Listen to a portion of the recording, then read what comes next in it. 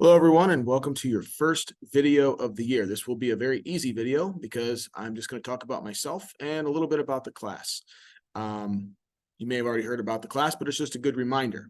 So we'll start with myself. So before we get started too much, write down your favorite color at the top of this page.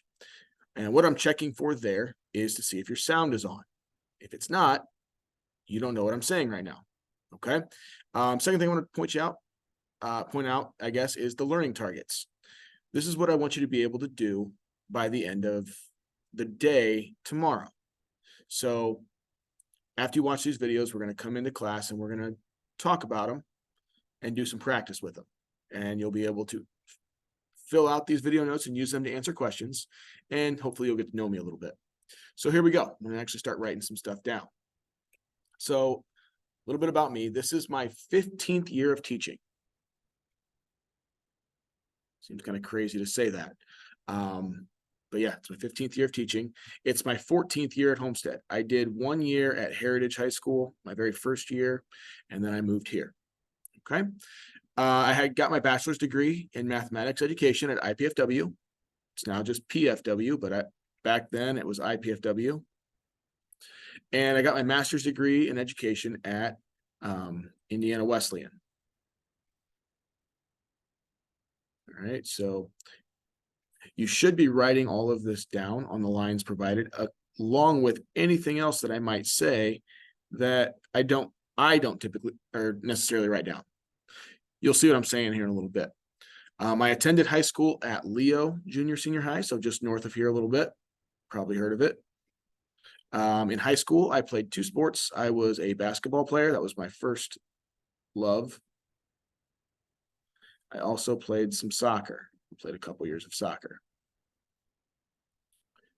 My love of sports continued after my playing careers, and I started coaching some sports. I coached basketball, and I also coached track.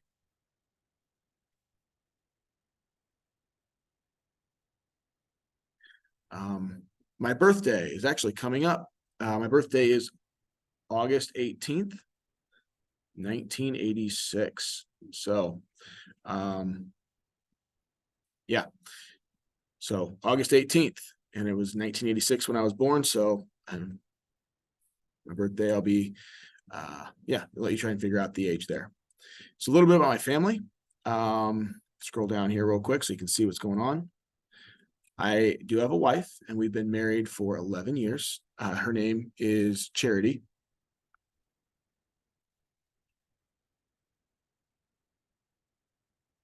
Like I said, we've been married for 11 years. We have 3 kids. I have Kelsey, who's my oldest. Sorry, that's a K. She's 9. I have Kyle. He's the middle. He's 7. And I have Cole. He's 3. All right. I have 2 siblings. I have a younger sister. Her name is Jenna. She is married with 4 kids. And a younger brother, Dane, who is also married with 1 kid. So I've got some nieces and nephews as well. They're both younger. During my summer break, I went to Switzerland. So I have family over there. It's my wife's mom and stepdad. We visited them for a few weeks. And we also went camping. We love to camp. We love being outside. We went camping for a couple weeks. Some places that I've visited in Europe. So sticking with the Switzerland theme, I've been to Switzerland several times because the family's there. I've actually been 6 times. I've seen most of the country, and I actually saw some new things this past summer. I've also been to Munich, Germany. Not this summer, but I've been there back before we had kids. We did a big trip. I've been to Salzburg, which is in Austria. I've been to Krakow, Poland, and I visited Auschwitz. Those of you that are history buffs, you might know what that is. That is where it was the biggest concentration camp during World War II. Went to Venice, Rome, and the Cinque Terre in Italy. If you've never heard of the Cinque Terre, pause the video, go to Google, type Cinque Terre in, and look at those pictures. It's amazing. I've been to the Vatican City, which is actually a country inside a city, and that city is Rome. It's inside Rome. And I've been to Paris, which is in France. So I've done all that. Like I said, it was a little while ago. The only one I went to this summer was Switzerland, though. Last thing about me before I move on to the class, just a recap of the class. One thing about me, I am diabetic. I have type 1 diabetes. So there's type 1 and type 2. Type 1 is the one that usually is in kids, and I got it when I was 3. That is why you will probably see a pager-looking device on my hip. That is an insulin pump. It's not a pager. You also might see me eat food at random times because of the diabetes. Yeah, so you might see that as the semester progresses. All right. Now, recap of the class. So the percentages for the class. Tests are the big chunk. They're 50%. Quizzes are also a pretty big chunk. They're 30%. And homework is 20%. And homework is divided into several different categories. Video notes, 2 points each, can be turned in late for half credit. Assignments such as Canvas quizzes, Math Excel, formative, paper pencil. That's about it, I think. But those types of things are usually worth 10 points, and SWICs are typically worth 10 points.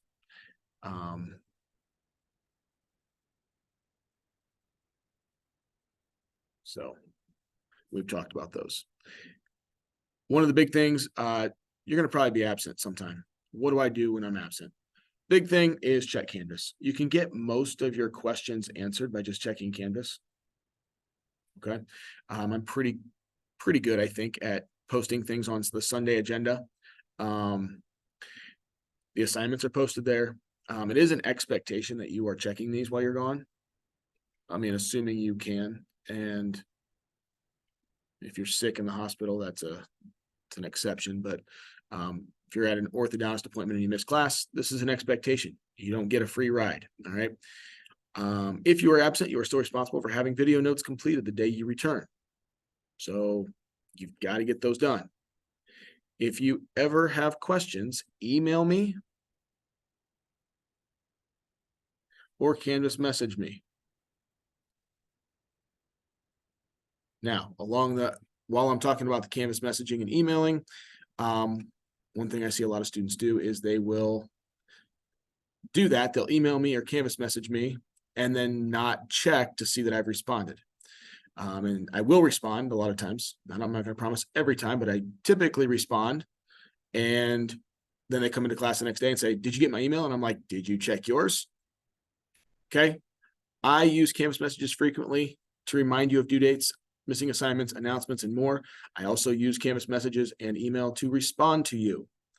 So a tip for success is to check your email and Canvas messages daily. Okay. Especially if you've sent me something. All right. Check it every day and do it multiple times throughout the day. I'm not saying sit there and watch for it, but check them. It's going to be helpful. Okay. That was a tip. Other tips: work together. Talk in class. Ask questions. All those things are very important for doing well in my class. We'll do more of this, more videos here soon, but I'm looking forward to a great semester, and we will talk about this more tomorrow.